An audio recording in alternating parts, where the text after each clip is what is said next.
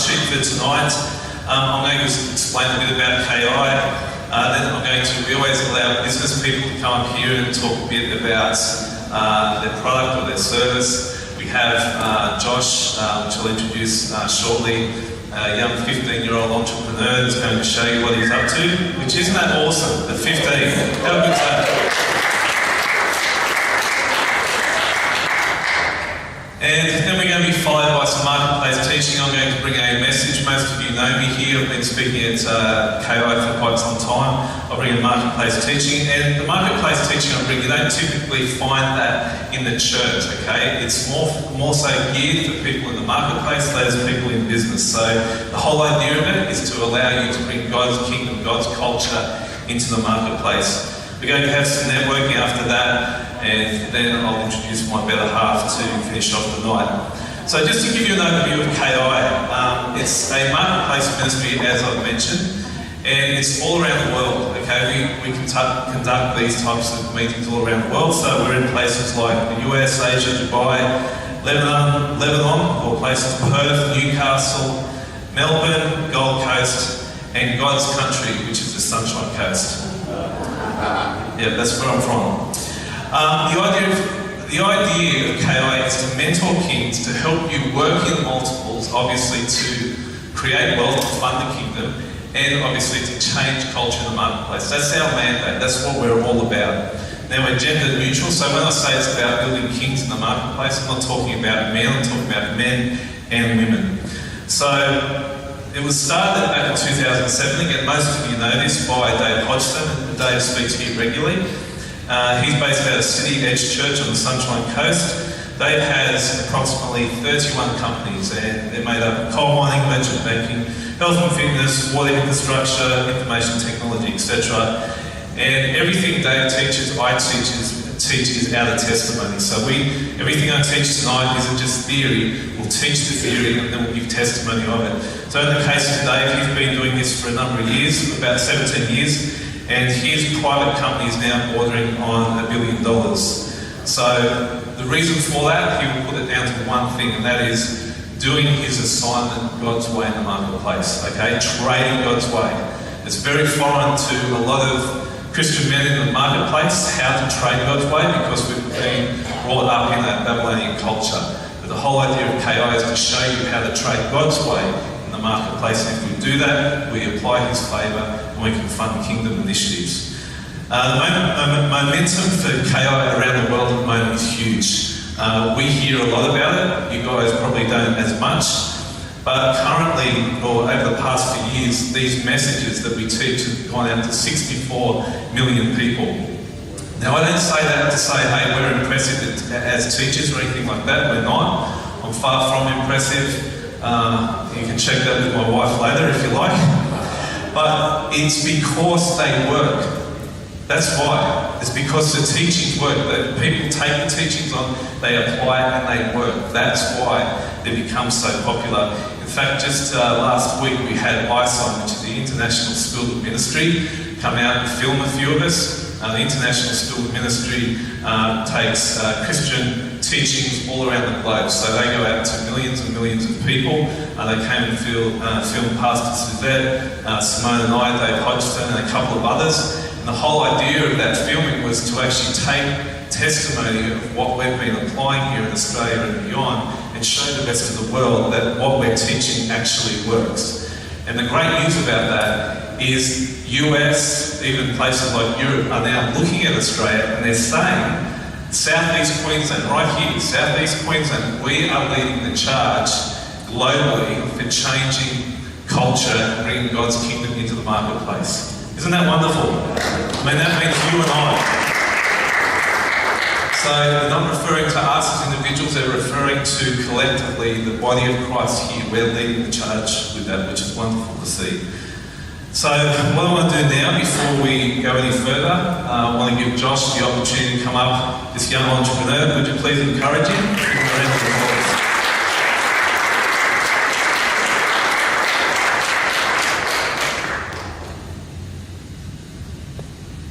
Hey everyone, how are you going? Just quickly get set up.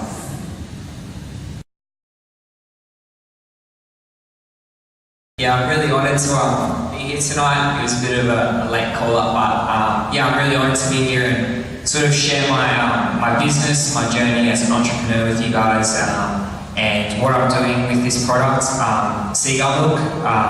Yeah, so I'm going to play a quick video. It pretty much just shows all around what I'm doing, the product, what it is, how it's changing the industry, and yeah, so enjoy it. This is where your sunscreen comes from. Totally fresh, 100% natural, straight from the feathery butt of a fluffy seagull. Now that's some good sunscreen. But you know who isn't using good sunscreen? You are. That's because when you use regular sunscreen tubes like this, your skin becomes extremely greasy, affecting your natural grit which assists you in life slippery situations. Is that a problem? Well, we think it is. Besides, using regular sunscreen sucks anyway. It stings your eyes, makes your skin into a ghostly white colour, makes your hands super slippery, and worst of all, can damage your health from toxic ingredients. And seriously, who asks for any of that stuff in a sunscreen anyway? Or what happens when you call upon seagulls for their milk? Voila, you get the finest 100% natural sunscreen there is. Literally, nothing else quite compares to seagull milk's all natural ingredients, if you know what I mean. That's because suncare was always made to be simple, and now there's a product that lets you do just that. Introducing Seagull Milk's 100% natural non-slip sunscreen. No, our sunscreen isn't made with real seagull poo, and yes, it will give you the best time under the sun guaranteed. And I don't just mean you regular beachgoers and outdoor enthusiasts, I mean everybody. Still think our non-slip formulation isn't for you? Well, that's okay. But you know what's not okay?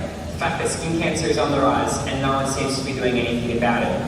You see, here at Seagull Milk, we want everyone to take advantage of our completely new sunscreen. Without all the unnecessary slipperiness and toxic chemicals, it's perfectly suitable for everyone to use. There really is no buts about it. But that's when we thought to ourselves, there's other big problems out there that need solving too.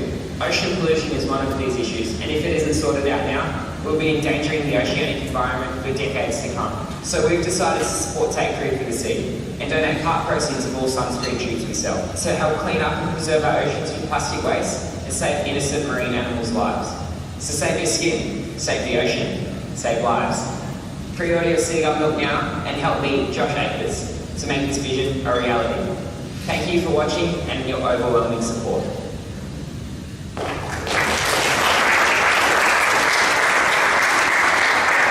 That's just a little overview of what it is and how it's different. I'll quickly cover that just in case you missed it. But yeah, why I created Seagull Milk, I've got 4 main reasons. One is because skin cancer is on the rise. In Australia, 1 in 3 people are actually statistically told that they're going to get skin cancer the way how we're going at the moment. And my dad and my grandfather have both had skin cancer, melanoma cut out, and I didn't want it happening to me, so I decided to make a difference. And then, obviously, for me as a surfer, I hate slippery sunscreen. A lot of people do. It's really inconvenient. A lot of people, don't like it. It's annoying. It's just really frustrating. For me as a surfer, I needed a different solution because it'd get in my wax and all sticky and all that sort of stuff. So it wouldn't go well with surfing like slippery because you're trying to wax up.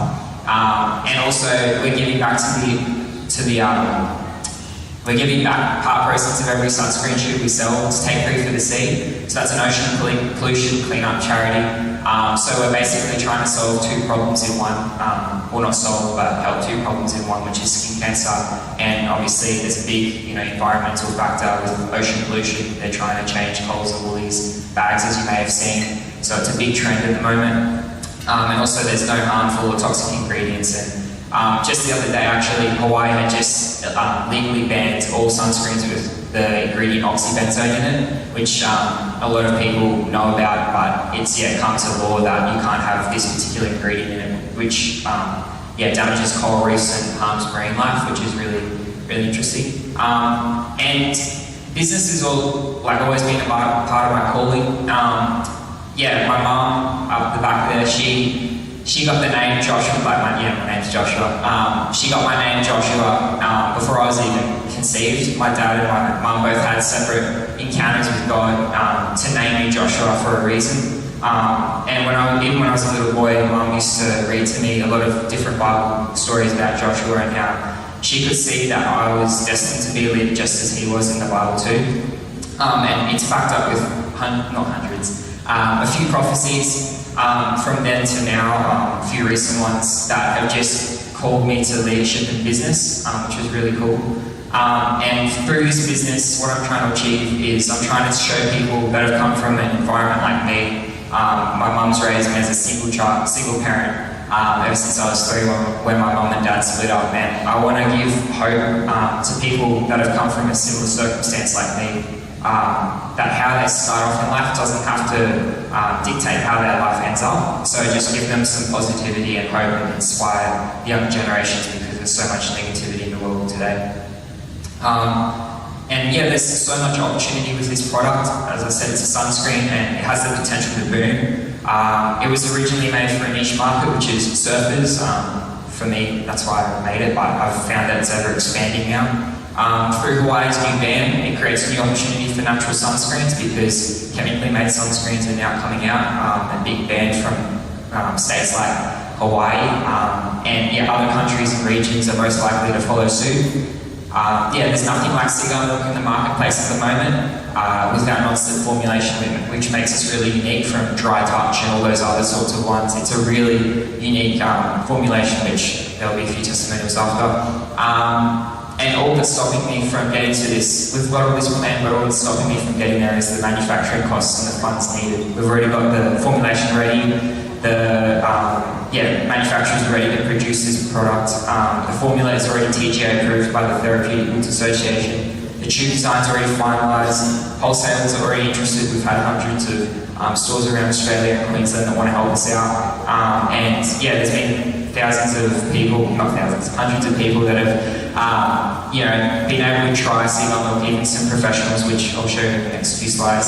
So we've had testimonials from a few professionals like Bronte McCalloway, a few professional surfing photographers, and there's this one lady with sensitive skin, and she's given us a really good testimonial that it works for people with sensitive skin. So it's really a unique product in that it helps anyone doing anything with any condition. You may have seen me in the news a few weeks ago. I got on 7 News and I did a really cool sort of interview, which is my first one, and that's had thousands of, it's had 120,000 views, I believe, on Facebook, and it went in national news, which was really cool. As you can see, it's had really good feedback and comments and shares, so I can tell that it's going somewhere, and it's like blessed by God. It's been featured in hundreds, not hundreds. I'm still saying hundreds. Like a few newspapers. It's really cool how it's all just come together. It's really cool to just look around and see all these successful guys holding businesses and and as most of you will know, the seed stage is the most crucial part to any startup of a business, and that's the phase I'm at right now. And I've thought of some ways you guys can possibly support me. If you guys have any, if you guys can donate a prize, like a travel voucher or incentives to pre-order, we've got a crowdfunding campaign, which is a few slides next, where we're getting people the opportunity to pre-order this sunscreen for a discounted price to get the capital raised. So just financial backing and to achieve my goal of $30,000. And I've thought of things and ways that people could do that, and say there was 100 people in the room, if they gave $300 each, it would be done. It's a really achievable goal. If 30 people gave $1,000, it would be done. If 6 people gave $500, it would be done. Or even if people just pre-ordered, it would be done. So it's really, really cool to see how that's going. If you're interested in having a little bit of a look or my story and where I'm going with this, what's my goals and attributions, that's the link. You can watch the cheeky little video again if you want to.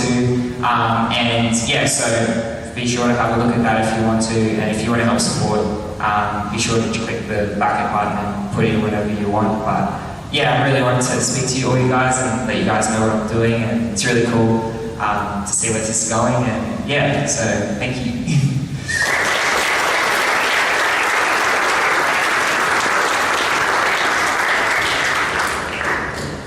Isn't that awesome?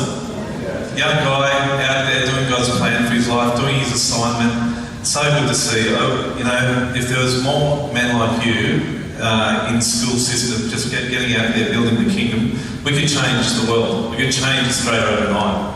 So thank you, Josh. That's wonderful. So I encourage you, if you do have interest in that, to follow that up with Josh and see where that goes. I believe that's going to be a success because God's in it. Amen. Now, just quickly, maybe introduce yourself around the table. I'm just going to spend a couple of minutes getting my laptop ready, so just say hello to your friends around you and we'll get started. So our philosophy is really understand that teaching, start applying it, and then we're going to give you the next one. So that's how we work, all right? Now, I'd like to do the second part of tonight. Yeah, you can try it.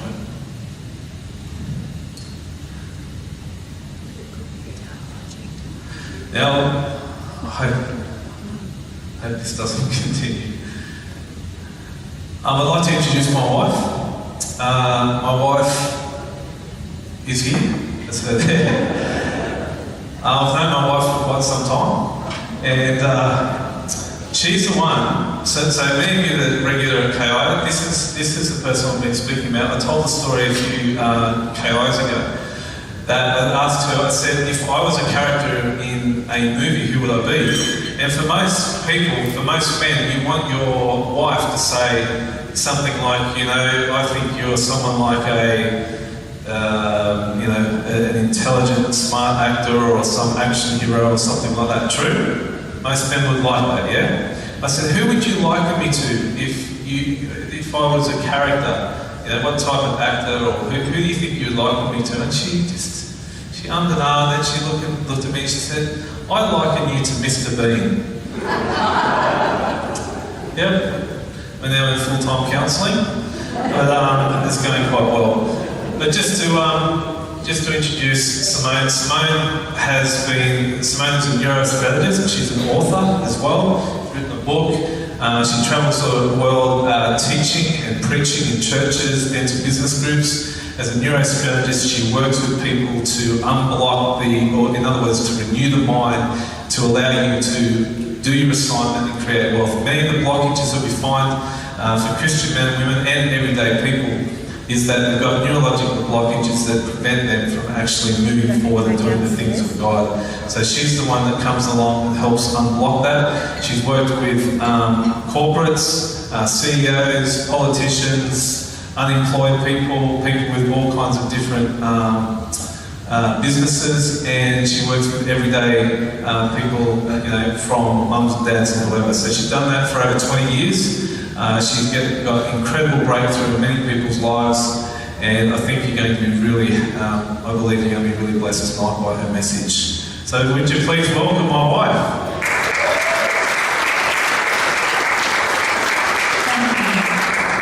Wonderful husband, and I would just like to clear something up. Being a bit of a prophet, I do love the truth, so I'm just going to share some truth with you. It wasn't Mr. Bean. I said you're a cross between The Rock and Johnny English. That's what I said, which he replied, great, so I'm a muscle-bound, bumbling idiot. I said no, that is not what I said. Anyway, some people just can't take compliments these days, huh? It is my absolute pleasure and privilege to be with you here today. An absolute honour. I'm really hoping we can get these slides up because I have about 50,000 words to tell you in about 10 minutes, so slides really help with that. But that was a bit of a joke. Being a prophet, it's not 50,000, it's about 40. No, I'm kidding. Or am I? So, David has been speaking about multiplication and how to move into multiplication externally by the things we do, by bringing in God's kingdom to our world, to our businesses, to our lives. I would love to share with you how to create multiplication by internally. How we renew our minds. So my business is based on Romans 12:2. Do not conform to this world, but be transformed by the renewal of your mind. How do you go there? Awesome, thank you. Thank you The Rock. Everybody give The Rock a big hand.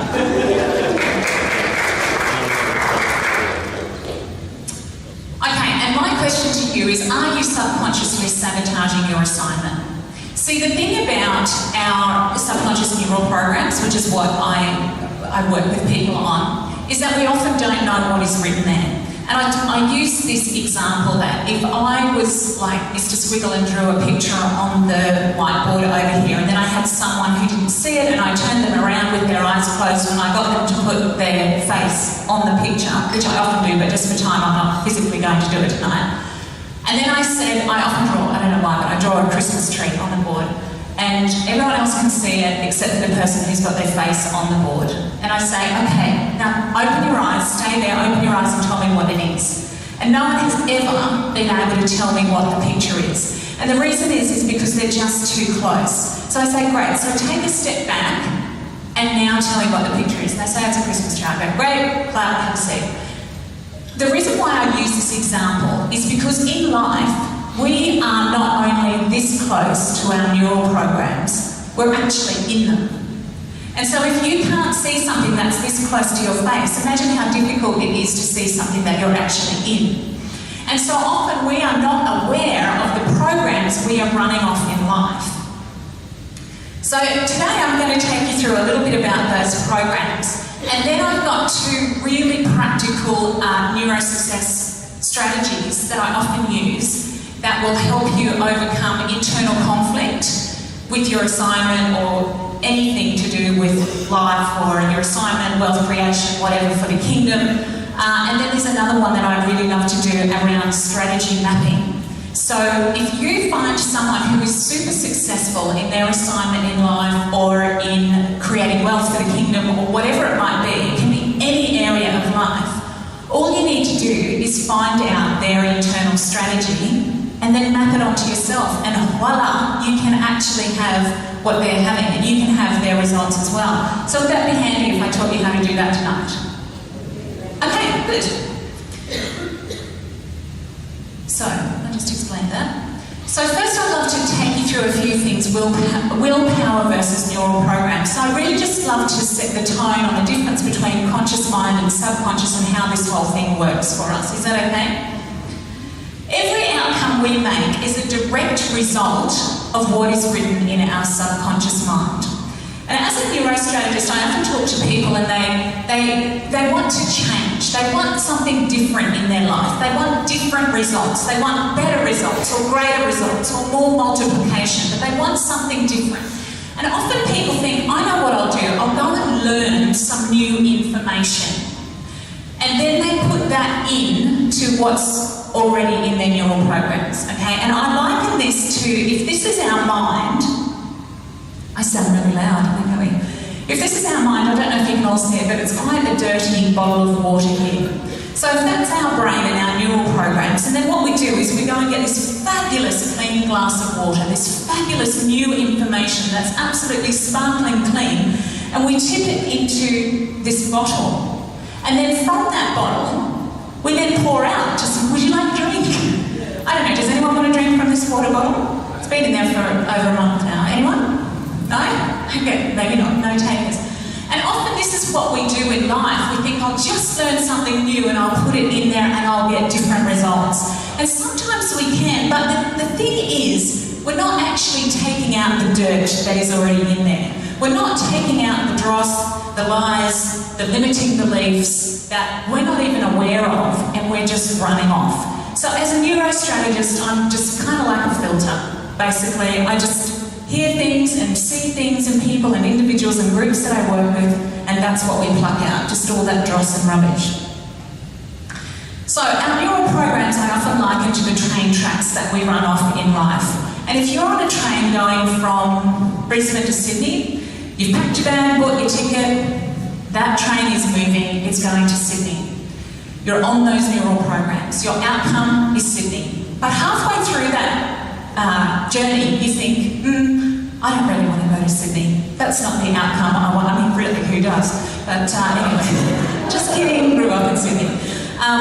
So you think, I really don't want to end up in Sydney. I'm a perfect kind of person, so I know what I'm going to do. do, I'm going to think really positively about going to Perth, and I'm going to tell people how I'm going to Perth on this train. This train is taking me to Perth, and you write out your affirmations even, how this train is taking me to Perth. You speak it over and over, you tell people, you don't care that they're looking at you like you've got three heads. You are determined and you are thinking positively and you've got your positive affirmations. Well, let me ask you the question.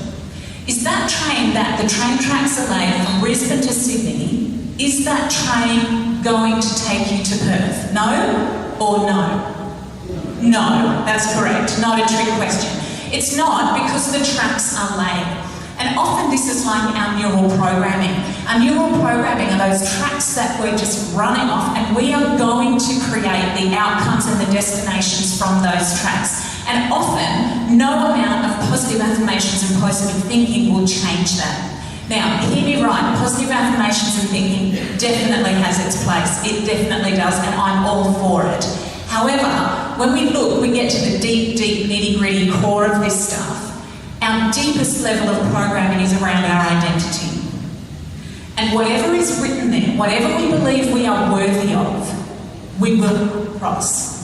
We will not cross what we truly believe we are worth at a core identity level. And that's the train tracks that we're running off. So whatever is written there is what you will produce. There is a saying that wealth equals self-worth. So, just to show you the difference physically between conscious mind and subconscious mind, if you can all fold your arms for me, great, you're already there. If you can fold your arms for me, you have a program for just about everything that you do repetitively. So you have a program for this. It wasn't too hard, was it? Or was it? No, pretty simple. This is a subconscious neural program that you have for folding your arms. But if you could fold them the other way for me. Yeah, the other way. It's a little bit more difficult. Now you've had to switch to conscious mind. So conscious mind, you have to think about it. It's a little bit hard. You don't have a program for it, unlike me. I need to get a life. But I have a program for both. But if you don't have a program for it, you're running off your conscious mind and it's a little bit harder. So you can go back to your normal way of folding your arms. That's like, that's easy, isn't it? You've got the program there. So that is the difference of operating between conscious mind and subconscious mind. Your subconscious is where all your neural programs are. And when we change what is written in those subconscious neural programs, the best thing about it, it's like ripping up those train tracks that are taking you to outcomes and destinations you don't want and relaying them to destinations you do want. And the best thing is, you really don't even have to think about it. Like, who thought about driving here tonight, or did you just magically arrive? I mean, I know you're in your car, but do you know what I mean? Like, we drive our car and we're not consciously thinking about putting the indicators on and where to turn and all that sort of stuff. Sometimes you just get to places and you think, oh, I'm here. Was that just me? Has anyone had that experience? That's because you have a neural program for that, and it doesn't take a lot of conscious thought. So how great would it be to rewire our subconscious neural programs with God's word, with God's truth and God's power and the kingdom of heaven in here, so we just operate out of it and we don't have to think too hard about it? How good would that be? Well, it can be done. Okay, so this is how we process information to create results, good or bad. We take in information through our 5 senses 100% of the time. So sight, smell, taste, sound and touch. And the information comes in, the first port of call is our conscious mind, which is our thoughts, which is like the analyzer or the gatekeeper. From here it will drop down into our subconscious programming. And there's 3 levels that hopefully I'll get to touch on tonight. Our neuro-associations, beliefs and values. Now, whatever is written here will determine the decisions we make, the actions we take, and therefore the results we make. Now, you may have heard it said that decisions shape our destiny. But as a neurostrategist, I always ask, what is shaping your decisions? Why are you making those decisions to get those results? What is written here?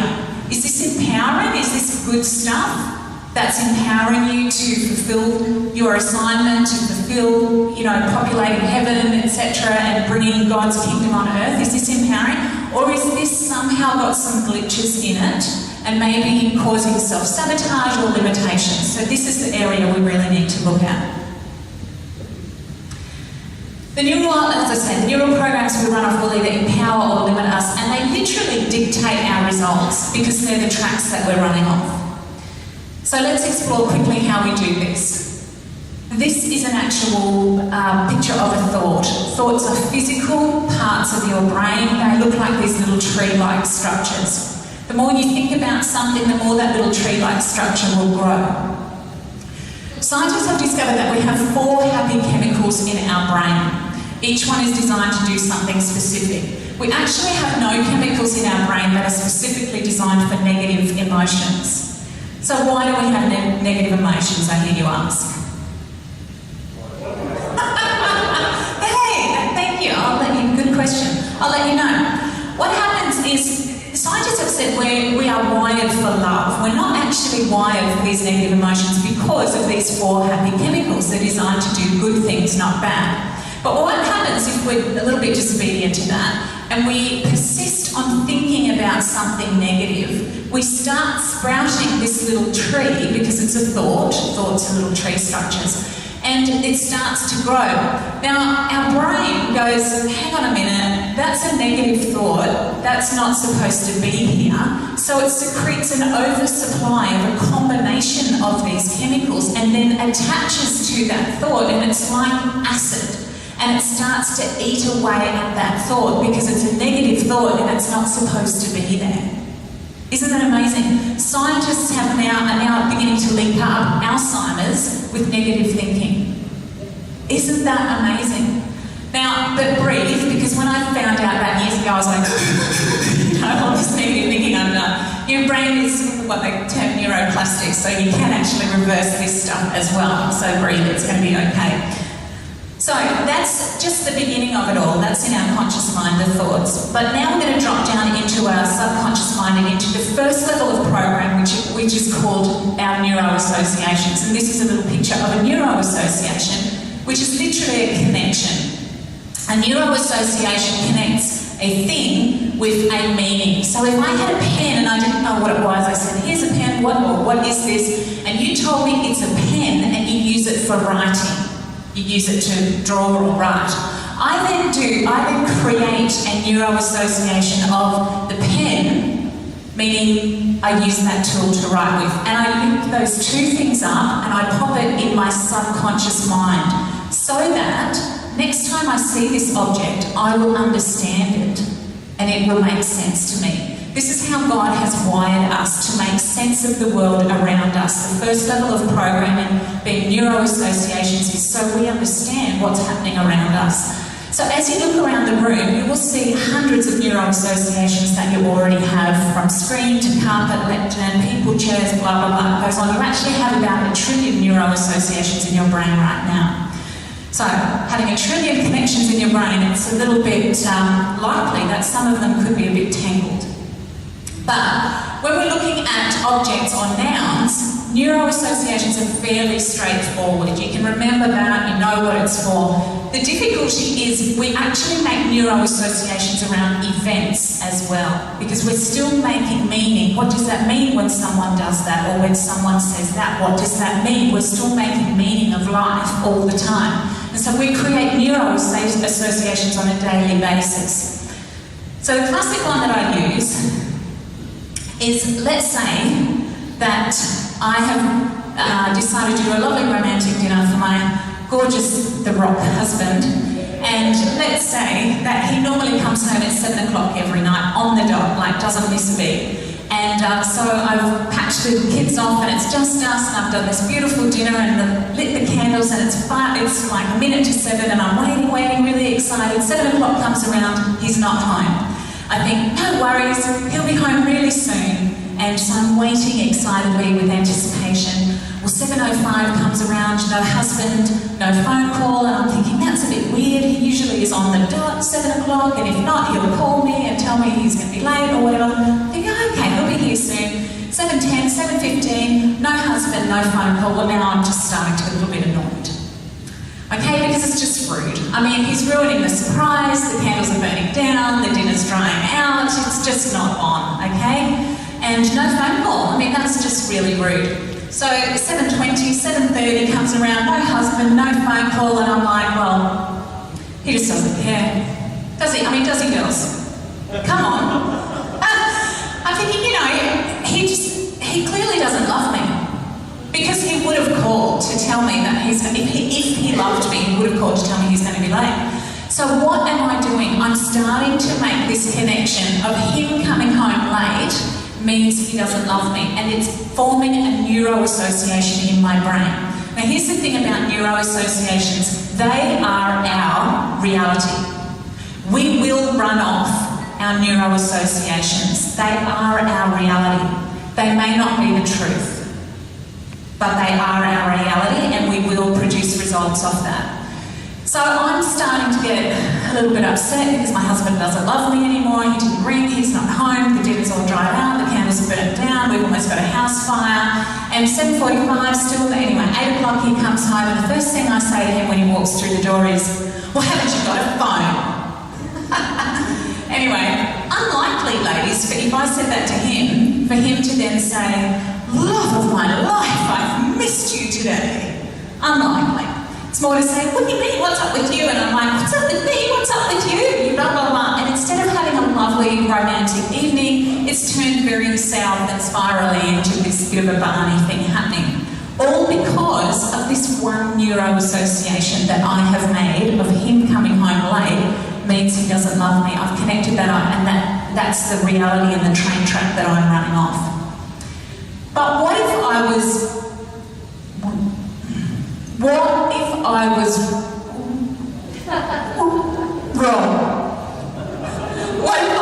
wrong? Okay, what if that wasn't the truth at all? What if he was at work, let's say, and his boss said to him, David, I really need you to go out to this site way out, whoop whoop, and you're probably be there for overtime, and David says, yeah, no worries, because he thinks, I know I'm going to get overtime, I'm going to get more money because I really want to take my wife away for a romantic weekend.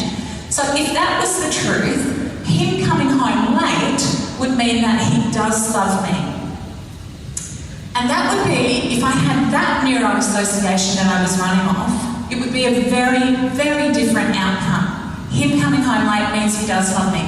So he comes in at 8 o'clock at night, and he's like, oh, I'm really sorry, babe, I was out of reach with my phone, and then it died, and I couldn't call you. And I go, oh, that's all right, you must have had a really hard day. Come on in, I'll give you a bit of a shoulder rub. Like, don't worry, I can just heat everything up, it's fine. He's like, yeah, that's all right, you know.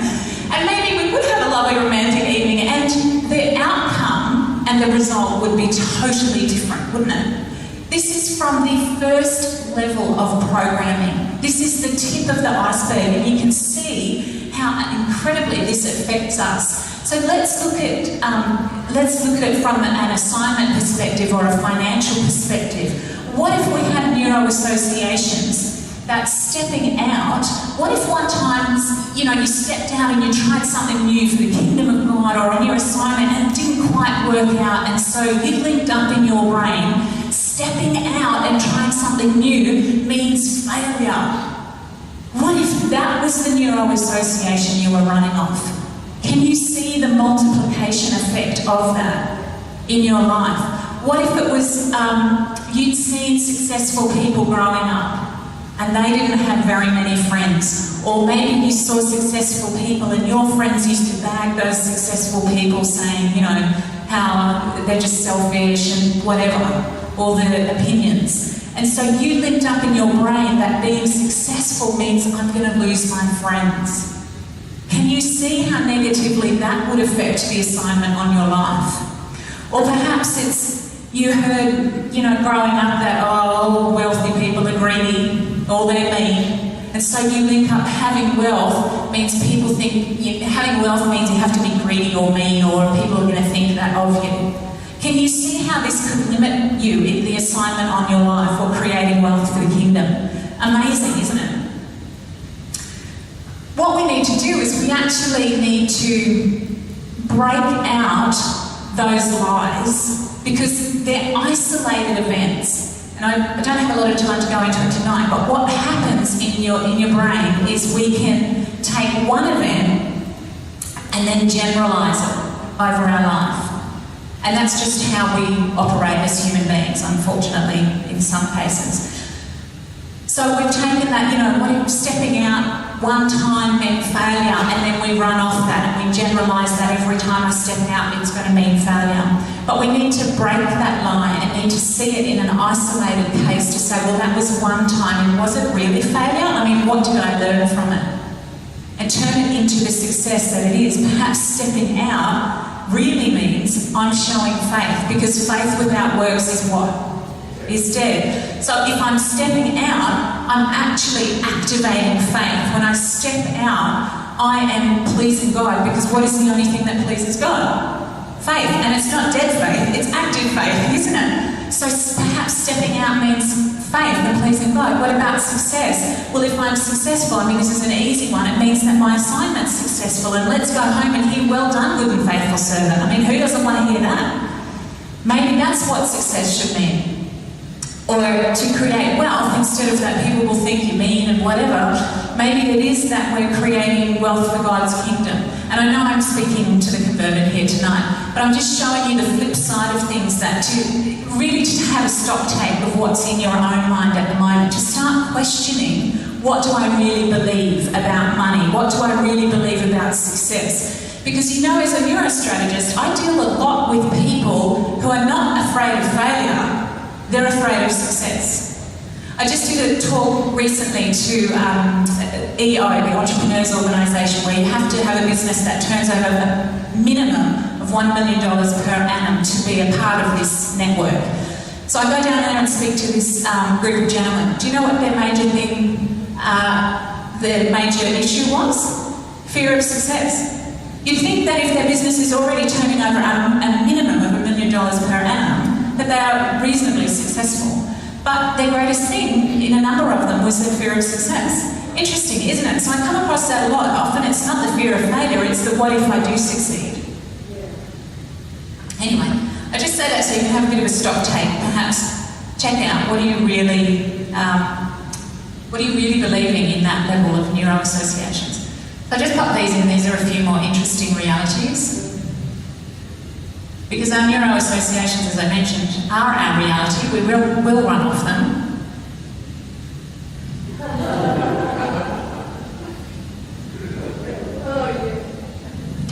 But the reality, if you get anything out of tonight, reality doesn't always equal the truth. Question it. Ask, pray, God, what is the truth here? This is my reality, I'm running off it, but what is the truth? So we're going to jump down a little bit into beliefs now. The Oxford English Dictionary says that a belief is an acceptance that something exists or is true, especially one without proof. A firmly held opinion, one we're prepared to fight, and in some cases die for, as in the military. So the military believes so much in freedom and patriotism that they're actually prepared to give their life for it. So beliefs are actually a really strong level of neural programming, and yet they're not the strongest, but let's keep going. My definition of beliefs is just slightly different to that as a neurostrategist. Beliefs are the things that either open or shut the doors that lead to the success or failure of our assignment. So whatever we believe will either lead to the success or failure of our assignment. Because we can believe fabulous things, we can believe the truth about who God says we are and our identity, our authority, our power, our inheritance. When we believe that, then hallelujah, come on, kingdom of God on earth. But we can also believe the lies of the enemy that he has spoken over us or through other people of us, when people have said you're not good enough, you can't do this, you're not smart enough, you're too old, you're too young, you're too big, you're too little, whatever it is. Thank you, Rob. So we can believe negative things as well, which will limit and sabotage our success.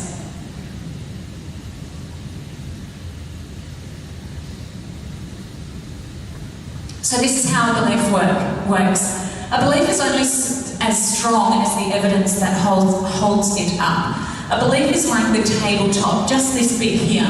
The evidence that holds it up is like the legs that sit underneath it. So a classic example that I had and how it led to my sabotage of my assignment is when I was younger, I actually didn't believe my parents loved me at all.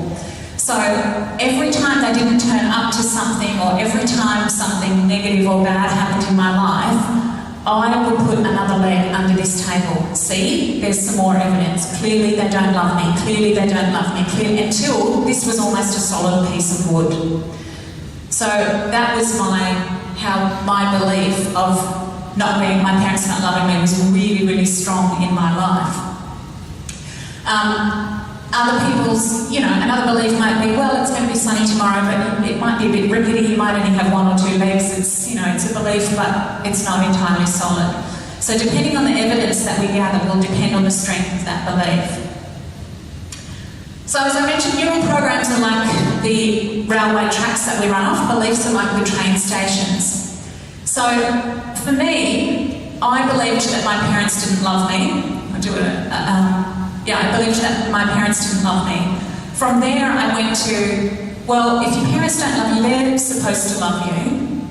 So you mustn't be worthy of love. Because if they don't love you, so the next train station for me was, well, I'm not worthy of love.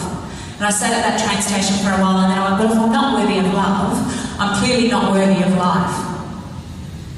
And became suicidal by the time I was late teens, early 20s. Because I had such a strong belief and I had such solid evidence for those train stations that I was suicidal at that time. Now, again, doesn't mean it's the truth, but it's my reality. I'm running off it, it's my beliefs. So in this circumstance, let's say in the marriage relationship, him coming home late means he doesn't love me.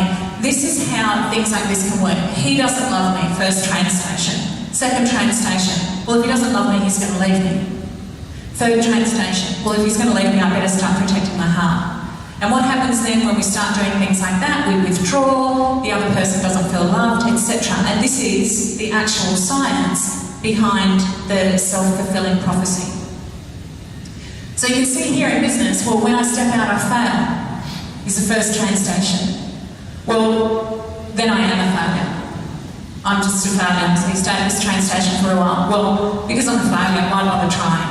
And this equals failed assignment. You can see how the enemy really has a bit of a plan here, can't you, in our minds. And this is why the Bible says, do not conform to the world, but be transformed by the renewal of our minds. Put some truth in there about our identity and who we are.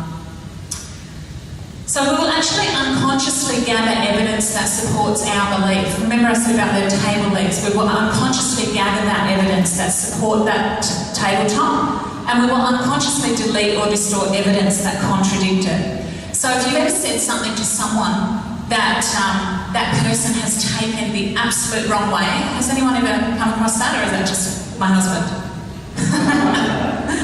I know. When I share my relationship side of things, I'm like, guys, I know you're going to be feeling so sorry for my husband after this. You might want to just, give him a manly hug or something. He's married, wants married to a nutcase. Anyway, of course, praise God, much better now. Am I? We'll talk about that later.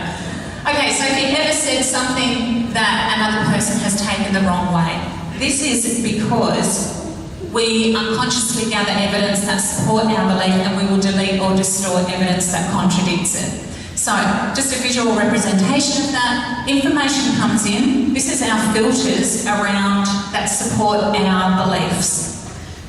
And then, so for example, I didn't believe I was worthy of love at all. Handsome rock over here comes along and asks me to marry him. I'm like, okay, that's really weird because I'm not worthy of love and what's going on. It just did not make sense to me. And bearing in mind that we are designed to understand and to make sense of this world. So how do we do that? We either delete or distort that evidence that comes in. Well, I couldn't delete it. Now, growing up, I did mention that I had a very strong belief that my parents didn't love me. They told me tons and tons of time that they loved me. But because of actions and other things that went on, I just completely deleted it. Like, you say that, but, and so I was able to delete that. But this evidence here was different. I couldn't delete that, the guy I was going out with just proposed to me. I couldn't delete that. So what do I do with that? And By the way, this is all subconscious. We don't consciously choose, oh, how am I going to deal with this, you know, whatever. It's just like a hardwired program in the background, a meta program that we run off. So I have to distort it, which is a visual representation here. So this line comes in here, goes through the filter, okay, it's changed colour, this one comes in, it's gone a bit wobbly, and here we've deleted portions of it, or as I say, you can delete the whole lot.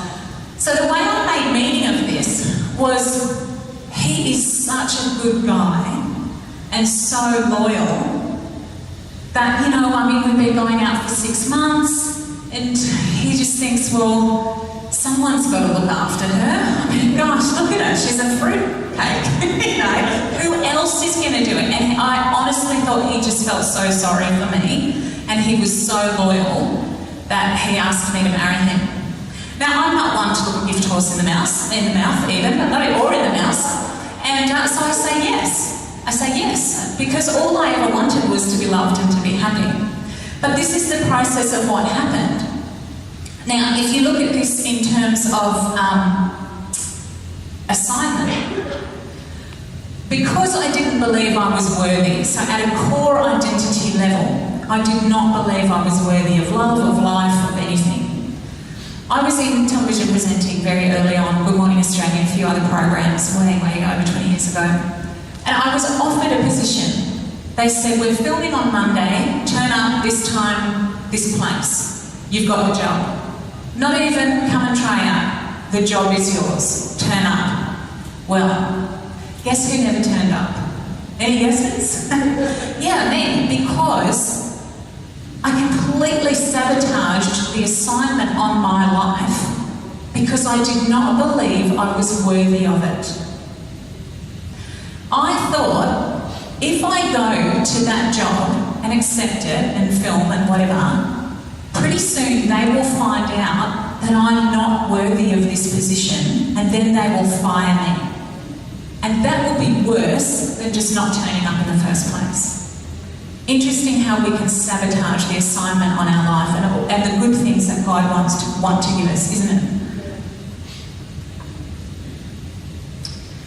So I'm going to dive down into the third level, which is values. So we have towards and away values. Towards are the things that we want to experience, things like freedom, adventure and health, and away are things that we don't want to experience, like rejection, depression, emotional pain, etc. Now we have hundreds, maybe even thousands of values all ordered in our subconscious neural programming. And the order or hierarchy of our values literally determines the decisions we make, the actions we take, and the results we make. So let me give you a demonstration of this.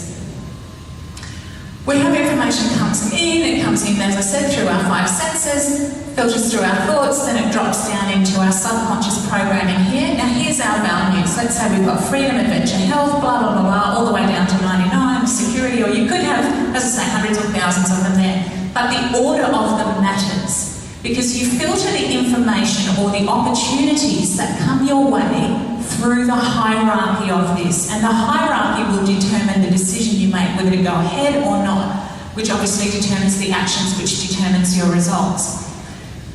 So let's say we've got Bob and Jane.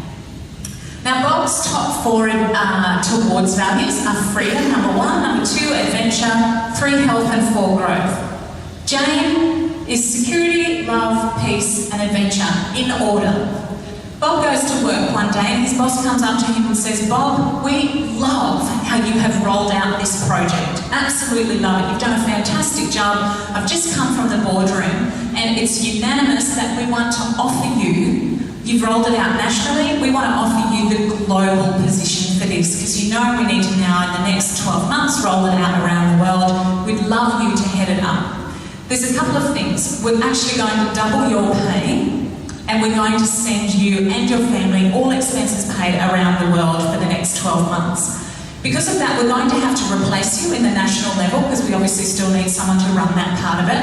And when you get back after that 12 months, we can't guarantee you a position, so consider it a contract. So maybe go home and talk to Jane and see what she thinks and get back to us. Bob goes, yep, yes, thank you, I'll take it. Yeah, I can. As some of the ladies say. So the boss is like, "You sure you don't want to talk to Jane?" "No, she'll be pumped. She will love it. This is going to be awesome." He's like, "Okay." So Bob goes home and he says, "Honey, guess what? I just got offered this amazing position. We'll be travelling around the world for the next 12 months with the kids. They're going to double my pay, all expenses paid. How awesome is that?" And Jane's just like, "What? What do you mean? What do you mean we're travelling around the world for 12 months? What do you mean? Like, what about our house? What about the kids' schooling? What about your parents? What about my parents? You know, they're not well." And anyway, so she's like, and Bob's just a little bit flabbergasted about that. He thought that she would be fist pumping like him. And she's like, "You know, what do you mean we're travelling?" And he's a little bit like possum in headlines. Anyway, they work it out in the end. But let me show you what's happening. He is filtering through freedom, adventure, health and growth. So let me ask you, a show of hands, who would take that position? Yeah, a few people. Who wouldn't? Anyone wouldn't? You're all going. You're all going. You're an adventurous bunch. You know, neither is right or wrong. So it's okay if you're with Jane. It's okay. She's not wrong. She's just filtering through her values. Okay, so he's ready to fly off and have adventure, but she's filtered. Her number one value is security, and that could mean emotional security. It doesn't even, it could mean financial security, but she is about connection, family, and relationships, and that's her security. And so she's like, "I'm not going around the world for 12 months and living out of a suitcase and uprooting the kids out of school and putting them into a new school." Like, she's just not into that. So you can see how these two different sets of values have completely different decisions and completely different outcomes.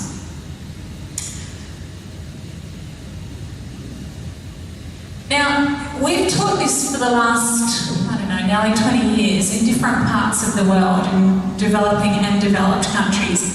The interesting phenomenon that I have found, most developed countries actually make it really hard to feel the good things, to feel the towards values. The way they have designed, which is all subconscious by the way, we don't choose how we set up these values and rules, etc.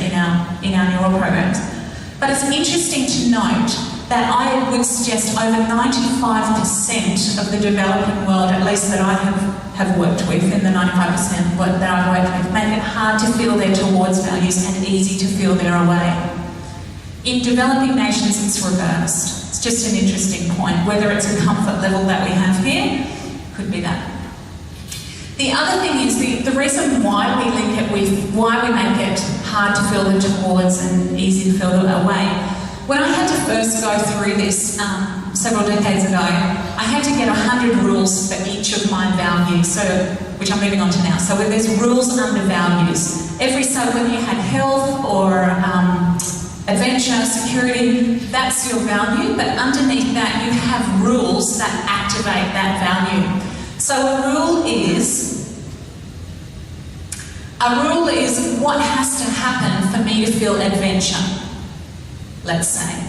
Now the interesting thing about this is roughly 8 billion people in the world. We're all playing this game of life with almost 8 billion different sets of rules, because your rules would be very different to my rules. Isn't that amazing? Doesn't that just make life dandy, hey? We're all playing the same game with different rules. And if I go back, you can see that Bob and Jane actually both had adventure on their top 4 things. So you think, oh, that's fairly common. But the thing that can make it very different is the rules. So for him to feel adventure, his rules around that is it has to be blokey. Like there has to be mud and outdoors and extreme stuff involved with adventure, right? But with Jane, her rules around adventure is, I just need to try something new and she will feel adventure. Jane feels adventure almost every day. Bob hardly ever feels it because of their rules. So she just needs to go and drive a different way to work and voila, adventure. She needs to pick up a new magazine or a cross-stitch or something and voila, adventure. And meanwhile, Bob never gets time off work because he works so hard. And so he feels adventure maybe, once a year or once every couple of years when he gets to go away or do some camping or something like that, or something extreme. So you can see how rules actually activate the values that we need to feel. So interestingly enough, we often make it hard because we link our rules with the word "and." So I found it incredibly hard before I restructured all this to feel loved and to feel valued, which was ultimately affecting the assignment on my life. So the reason why was because I rung out about 100 rules I had around love, and each one of them was connected with "and." So you can feel really sorry for David now, because the poor guy, if he hit 99 of those rules and missed one, it would be, well, see, you don't love me. Because they're linked with "and." If he buys me flowers and takes me out and randomly calls me 3 times a day to tell me that he loves me and does this and does that and. You know, and you get to 99 and you stick them all up and you think, I'm doing so well. And you're like, and mind you, it's not conscious, it's just a feeling that happens because this is all subconscious. I'm like, well, no, you don't love me because you just don't, you don't love me. Anyway, so you can feel really sorry for him because he was married to a nutcase. So what we do to make it easy is link it with the word "or." So then all someone needs to do is hit one of those rules and it activates the value or the feeling, which is much better. That's how we make it easy. But unfortunately, we tend to do that in the developed nations, at least. We tend to have that on the away from values. So all you need to do is hit one rule on your rejection list, let's say, and you feel rejected. You don't have to actually hit 99. So it's really great to swap those around, which we do in a one-day program. Some people think change takes a long time. Again, here's a belief buster for you. Some people think, change takes ages and you have to, consciously keep doing it or repeating it in the 21-day cycle, etc. It actually doesn't. Let me tell you, change can happen that fast. Because when you get a revelation of the truth, you are changed. Right? It doesn't take days, weeks, months. You just need a revelation. There's a very big difference, as we know, from head knowledge to a revelation of it. It's almost like it goes through every cell in your body. And God is in the transformation business. Be not conformed to this world, but be transformed. Get a revelation in your mind of who you are, your identity, your authority, your inheritance, your power, etc. in Christ. And bang, we're transformed. I don't know about you, but I've never seen a butterfly turn back into a caterpillar. Once it's done, it's done.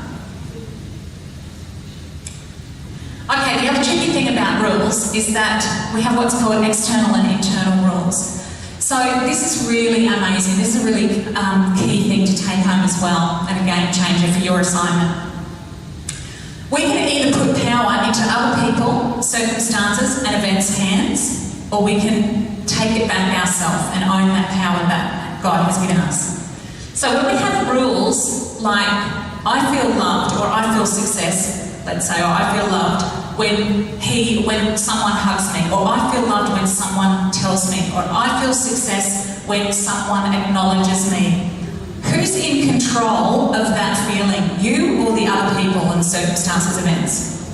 Others, isn't it? It is what's called external rules. So when we do this, we're giving our power of the way we feel over to other people, circumstances and events. If my rules around love was I feel loved anytime I give a hug, or anytime I breathe, I smile, I do whatever, who's in control now? I am, aren't I? So it's taking that control. So I feel successful. And you know what? Make it, when we do this on the one-day program, I always say make it just insanely easy to feel those rules, because success breeds success, yes? So wouldn't it be great if you woke up and you felt successful every day? Wouldn't it be great if you just woke up and you were programmed with the truth and power and brilliant neural programs and just success? So let's just make it easy for ourselves. So the rules that I usually share with people that are my rules now around success and love and faith and all those things, I've actually linked is every time I breathe. How is that? I don't even have to think about that because I still breathe when I'm asleep. Do you? Or is that just me? You do too? Okay, good. Well, that can work for you too. Anytime I smile, anytime I see nature, I feel success, I feel wisdom, I feel love. Whatever it is that you need, I feel courage. What do you need to complete the assignment on your life? Maybe pop those rules in around the values that you need to complete the assignment and to create God's kingdom on earth, or bring God's kingdom on earth. So we change it from external to internal. Take back control for what God has already given us. And of course we say anytime I, and we link it with the word or rather than and. So I'd love to move on to some practical things right now. And first of all, I'm going to go into, how are we going for time? 10 minutes, okay.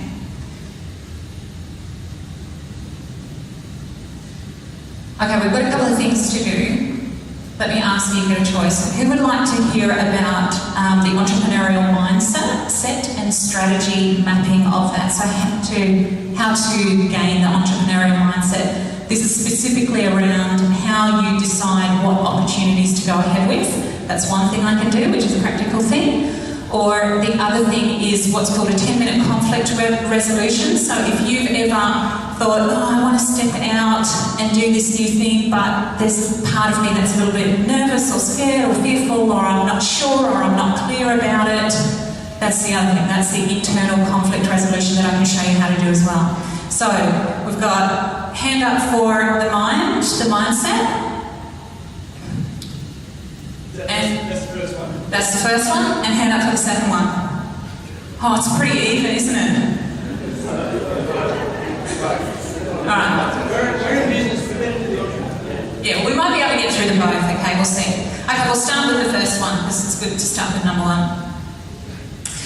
Okay, so strategy mapping. This is just phenomenal, this stuff. When you truly understand how to do this, this will revolutionize. It's a new word. Revolutionize your assignment and the rate of success that you achieve that in and bringing the kingdom of heaven to earth. So, to understand this, a little bit of background. I know I said we have 5 senses, but not quite true. We actually have 10. So we have sight, sound, smell, taste and touch, which is all external. But we also have the same sight, sound, smell, taste, even touch, internal. We can imagine that as well. Alright, so you can physically go through it, which is all external, or you can close your eyes and imagine the smell of something, you can imagine the taste of something, you can imagine the feel, the look, and the sound of something, right? So we have 10 senses. So I prepared this one earlier, and when I actually, a couple of years ago, I did a detailed study on the entrepreneurial mindset. And so a little bit of interesting information. What I found after all of that and studying some great entrepreneurs in Australia and beyond was that there's born entrepreneurial mindset. So some people are just born with it. And then you can actually learn it as well, which is proof that mapping works. You just map that mindset onto you. So what we're going to do is, if you might already have a fabulous strategy for this, and if you don't, you can take this strategy and map it onto yourself and make brilliant decisions in regards to the assignment on your life and the opportunities coming up. So I sat down with the Hulk over here. Okay, we've changed. The Rock. You know, I'm a little bit cheeky because I have the mic, but I'm sure it will come back to me when he gets the mic next time. Okay, so we'll go back to the Rock. And he is my husband, but I do want to honour him because David is actually really incredible. He's so anointed and so gifted with what he does. It's like he got the full gamut of things. You know, some people are pastoral, some people are business-minded. He's actually both. He's really anointed, and I think he's doubly anointed in both of those things. So I tell you that to let you know this is a fabulous strategy. So I asked him, how do you decide what opportunities to go ahead with in regards to your assignment? And what actually happens, the strategy is just how we use those 10 senses, what order we use those senses in, and what specifically is written underneath that particular sense. So let me explain that. So we've got, he says the first thing I do, that's his strategy there, here it is. The first thing I do is auditory internal, so AI, auditory internal. And I ask myself the question when an opportunity presents itself, will this take away from or contribute to my assignment? So the first thing is AI. Will this take away from or contribute to my assignment? That's the question he asks himself. Depending on that answer, if it's, no, it's going to take away, it's deleted. Doesn't go any further than that. But if it's, yes, this opportunity will contribute to my assignment, that's auditory internal. He goes, the second stage is auditory internal again, which is another question. Is it worth the time needed?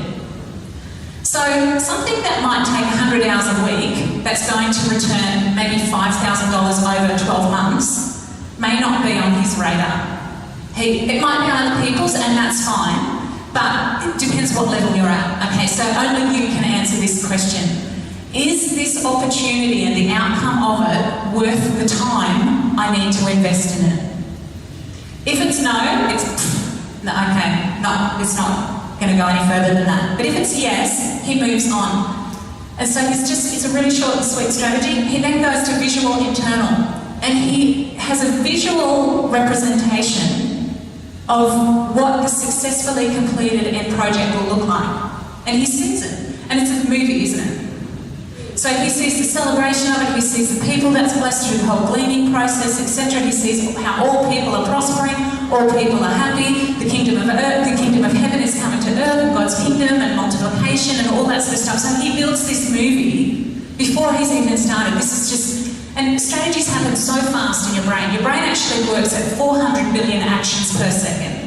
So if you don't get anything else out of my talk tonight, you can walk home knowing that or drive home knowing that you're a genius. So, goes to visual internal, sees the end project, and then KE stands for kinesthetic external. He just starts. He goes, right, well, what do I need to do?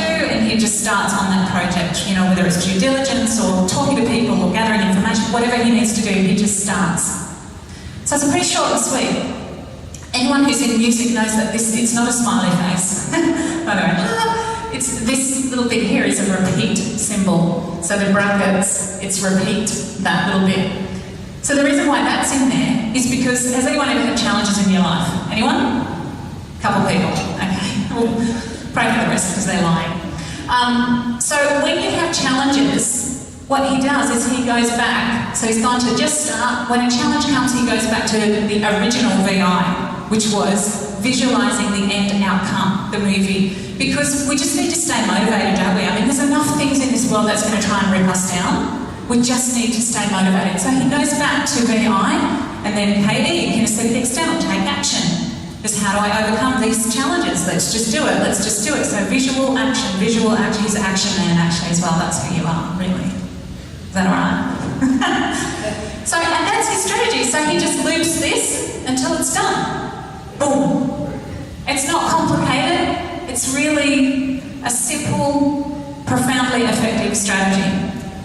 Now, here's the thing. You can just have that and that'll be fabulous. What's really going to put some weight into this is the underlying beliefs. Okay, so this is what we need to undergird this strategy with. His underlying beliefs in this is two things actually. His solid, almost identity core belief is when we operate God's way, God will give us either open or shut doors. So actually, it doesn't matter if the deal doesn't come off.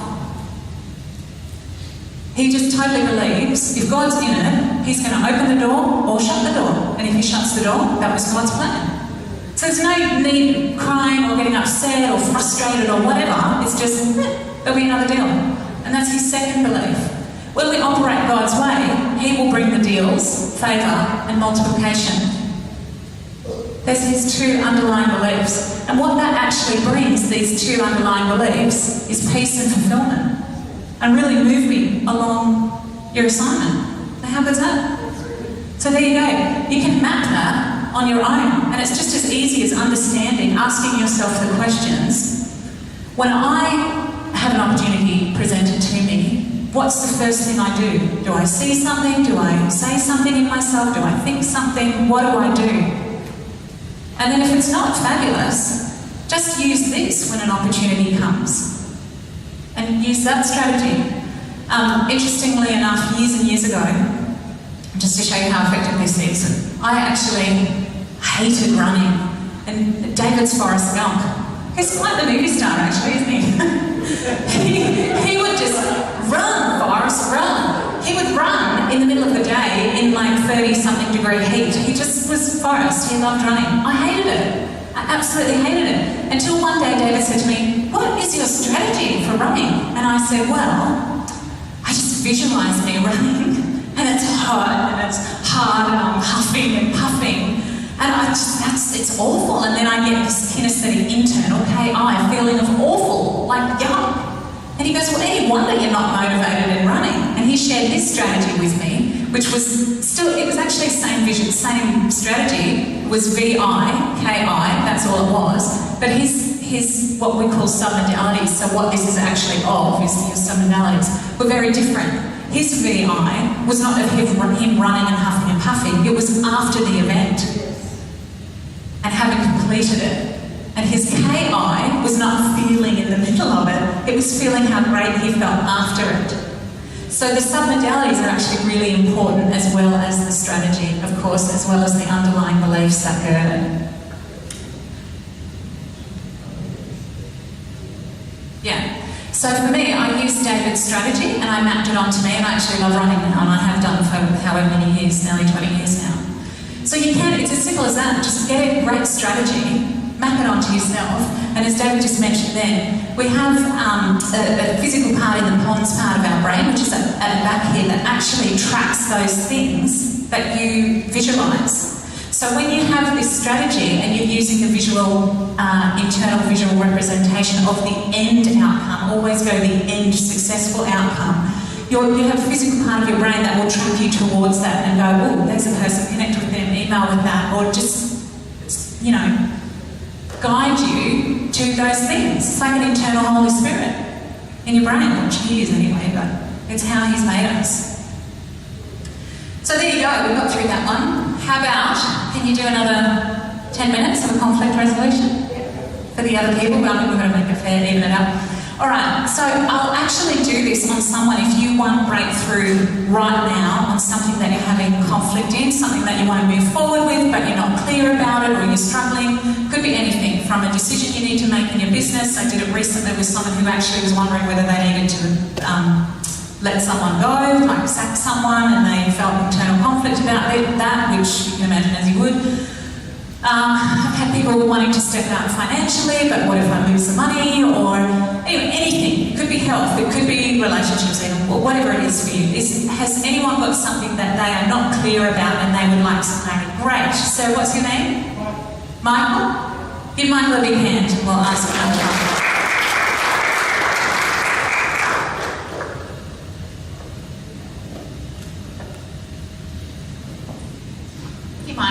So what is your challenge about? What's your internal conflict? Part of you wants to do what? Well, I've got an opportunity of building an Amazon business with some imported tea that people can lose weight with. I'm dealing with some Malaysian people who are lovely people, pre-believers, and one of them is very much like a tiger, and it's not easy to negotiate with. When things are agreed upon, they change the rules. So the goalposts are moving. To me, it's an exciting opportunity because there's a great need in our community for people to lose weight in a healthy, effective way without stressing their bodies and their minds to do so.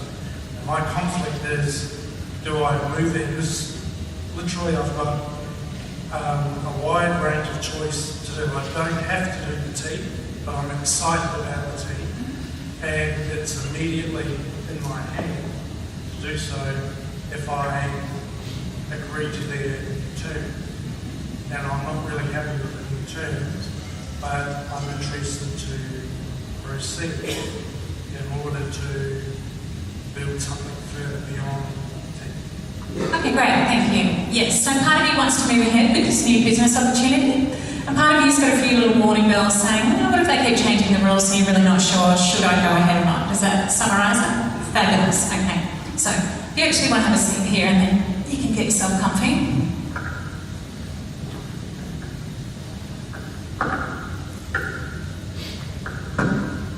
So the part that wants to move ahead, if you had to name that part, what name would you give it? Any name, like success, kingdom, super T, skinny T, like fabulous, assignment, okay? And the part that is not sure, what would you name that part? Doubt. Okay, pretty clear. Now, the assignment part, as I'm doing this, it's actually a really simple process that you can do on yourself and other people, even kids. Like, this works fabulously with kids. But, so you don't actually have to be a neurostrategist to do this. So as I'm explaining it, just have a look and you can do it as many times as you want at home. Excuse me. Okay, so when you're in that part that is wanting to move forward and is gung-ho and like, yes, this is cool, what does that give you? How does that make you feel?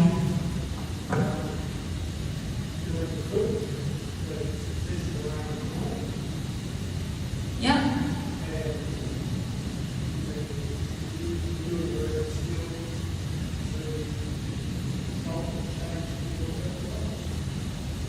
And how does that make you feel?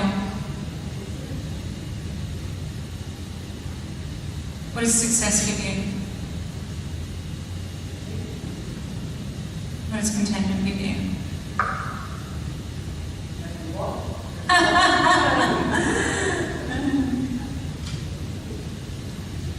Happy life. Okay, anything else, or does that sum it up? Great. When you're in doubt, what does that give you? How does that make you feel? So questions? What else?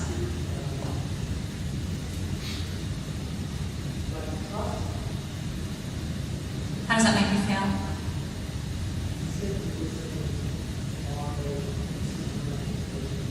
Does it make you feel a little bit insecure? How does that make you feel when you're feeling insecure? Fear?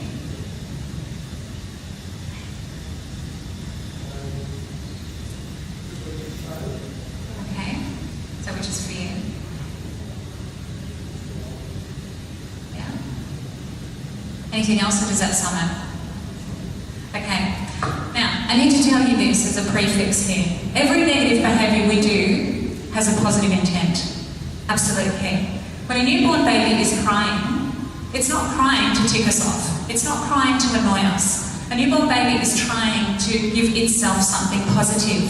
The perceived negative behaviour of crying is trying to get someone's attention so that because the baby needs food or changing or loved or it's scared or whatever, it just needs reassurance. So the negative behaviour of crying is actually trying to give itself something positive. Doesn't matter how old we get as human beings, that is a hardwired program that we never ever lose.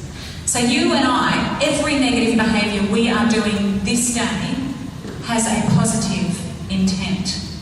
We actually just have to find it. When we do, we crack the code, we can get rid of all this bad stuff and quite easily move forward. So we're about to do that. So, when you're in fear, what do you physically do?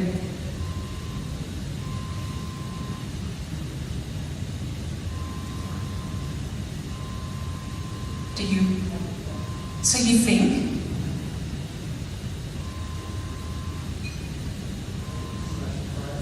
Pray. So you're seeking wisdom? Okay. Yeah. And word. Wisdom, seek direction maybe.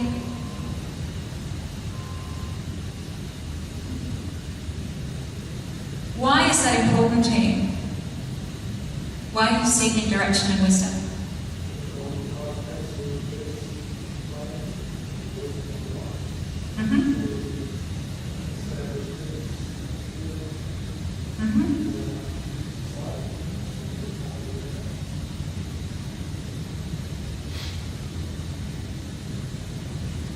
And if you did God's will and plan and brought His kingdom to earth in writing and speaking. I'm still learning to do that.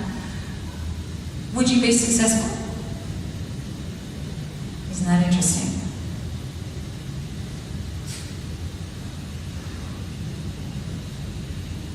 Isn't that interesting that both sides actually want the same thing? Most commonly, they will break down to the exact same thing. So I don't know about you, but I don't like being called nasty names. Does anyone here like being called nasty names? Again, if you do, we'll pray for you afterwards. Anyway, so this is actually not the real name of this part. And, you know, over 20 years of working with people with this, the fast track, usually fear, will break down to the protector, or wisdom. So can you see that this side, as I say, every negative behaviour has a positive intent? This is not doubt, actually. What the real name of this part, because it is a positive part, is what? What would you call it? Is it wisdom? Is it seeking God? It's God's truth, maybe, God's plan, seeking God.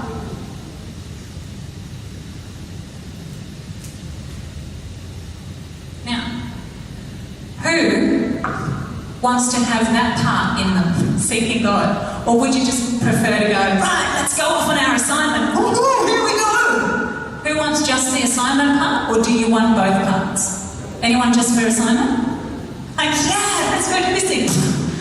Anyone want that? No, because we want to get our assignment, but we want to do it God's way and in God's wisdom and in God's timing, don't we? Because that's the best way, isn't it? So we actually need both parts. But let me look at this. Like, this is looking like the hero now, isn't it? This part. But if we just looked at this part of praying and contemplating and reading the Word and praying and contemplating and reading the Word and praying some more and reading the Word some more, are we going to get anywhere? We're not really, are we, if we just stay in this part? So you can see that both parts on their own are not balanced, are they? We actually need both parts. Can you see that? Fabulous. So I'm going to get rid of this stuff here, because really all this is a behaviour that's trying to get you to this. So now that we know that, we don't need to go through that, because we know what the part is actually trying to give you, so we can just flick that and get rid of it. And actually now you can see that they will work together much more effectively. And does it feel like they're willing to do that? Because before they were conflicting. One's like going, yeah, let's go do this thing, let's run off and do it. And the other one's like, hang on, just hang on, let's think about this. Is this really what? So you've got this conflict going on. But now, this part can see that it needs this part, is that correct? And this part can see that it needs this part. So are they willing to work together? Yes? Nothing to lose. Okay, so this is going to seem really weird, but I am weird, so I'll just get over that now. But what I'd love, what's that? Join the club. Okay, so what I'd love you to do, it's Michael, isn't it? You said Michael, is hold your hands out either side, like this. And in one hand, we're going to place the assignment part. Which hand would you like assignment? Great, in the right hand. So the other hand is going to be seeking God part. Now these parts have been in conflict, but no more. They're quite happy to work together. What I'd love you to do is just slowly bring them towards each other in your own time and let them connect instead of fight. And as you're bringing your hands together, just imagine anything that doesn't need to be there can just fall out through your fingers, and by the time you've got them both together in the middle, they're all completely in unity. And who knows where there's unity, God commands a blessing. Now, as you have these parts together, I'm going to ask you, do they feel complete, or would you like to add anything else in there? It could be courage, it could be love, it could be strength, it could be strategy, I don't know, or it might feel complete right now because you've got the wisdom of God and you've got your assignment.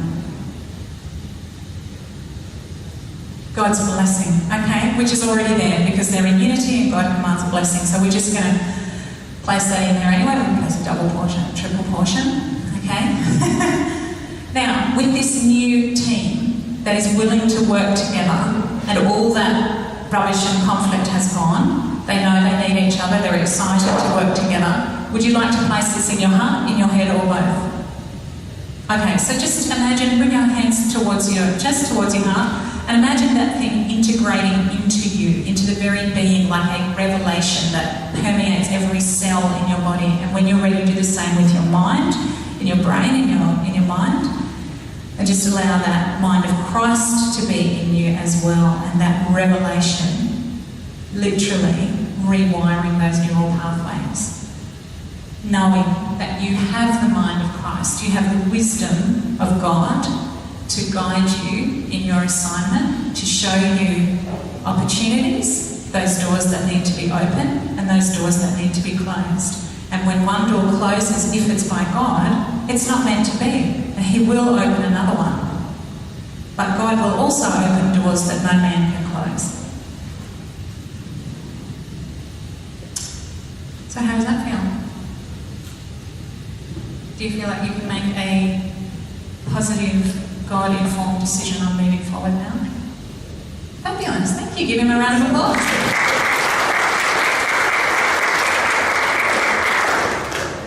So there you go, there's your 10-minute mind makeover or your 10-minute conflict resolution. You can do that on your own. All you need to do is get a piece of paper, draw a line down the middle like I did, break the two parts up and find out what the positive intent is on this side. Often, just to give you some hints, as I said, anything like anger can be the protector, it will break down to. Fear can be wisdom that it will break down to. If it's sadness or depression or anything like that, it will often break down to self-nurture or self-care. Because if you think about it, most of the people in this room, I would say, most of the people that I work with are extreme givers.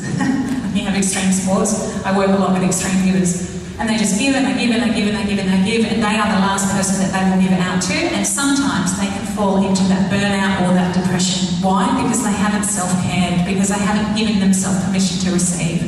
And so when we're depressed, what do? We go and have a cup of tea, a Tim Tam or a glass of wine or something, and we isolate, don't we? We don't go and help other people, we actually isolate and we do self-nurture. So when you understand that, you don't need to go through all that rubbish, just put some more time for you in there.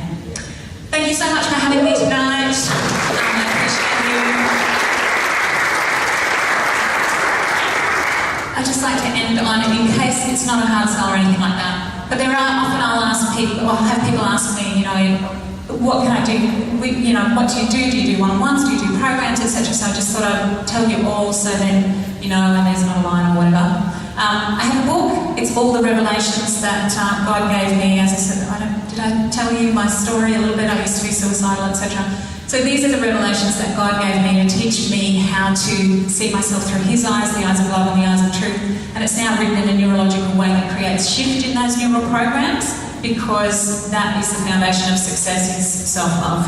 So that's what the book's about. It's $25. You can have a look at it, you don't have to buy it. It comes with a CD, which is a beautiful song as well. And I do one-on-ones occasionally. I have a retreat coming up for women only, which is a 5-day, 4-night program on the Sunshine Coast, where it's boutique. There's only about 10 women. I think I've got about 4 spots left for that. But we literally do one-on-ones during the day, like a personal hour session, and in the evening or in the afternoon, there's pamper sessions, ladies, all beautiful food catered for and lots of fun. And I do 1-day programs as well, where we literally rewire your neural programs on the day. So that's me. Thank you so much, and thank you, Suzette, for having us.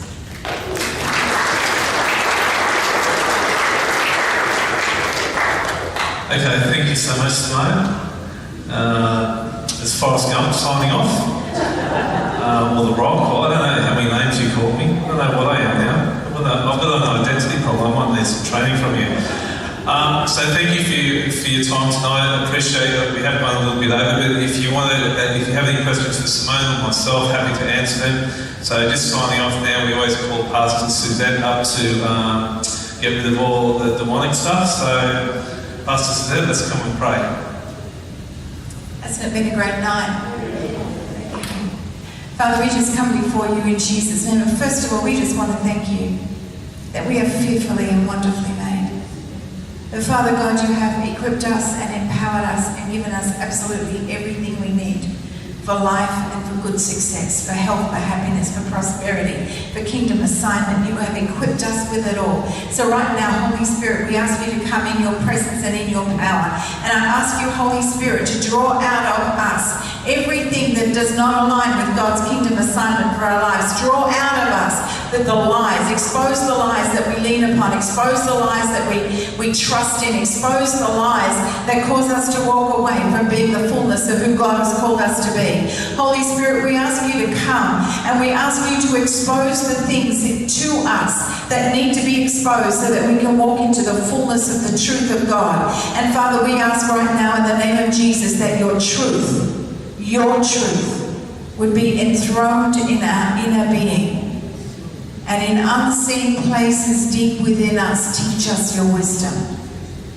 That, Father God, we would truly step into being conformed to the image of Christ. That we would understand who we are, what we have, what you've called us to be and to do. We ask, Father God, that the truth of covenant would settle upon us. That the feeling of not being good enough, not belonging, not quite finding where we fit, would be wiped away by the power of covenant. And I speak over the people here today, that there would be a restoration of divine identity, a restoration of divine empowerment, a restoration of divine potential, and a restoration of resources. That all the things that have been lost and stolen from your people here in this room today, all the things that have been lost and stolen over time from us, let there be restoration now. Let there be a release of kingdom justice, that there would be restoration of resources, that resources would flow into our lives and free us from the bondage of debt, bondage of insufficient financial provision, insufficiency of the right teams, assignments, niche markets, or anything else. But there would come a flow of resources that would elevate us and equip us and empower us to move into the fullness of all you called us to be, to do, and to have, that we might release your kingdom, expand your kingdom, and bring you great glory as good is released to people. And we thank you for this in Jesus' name.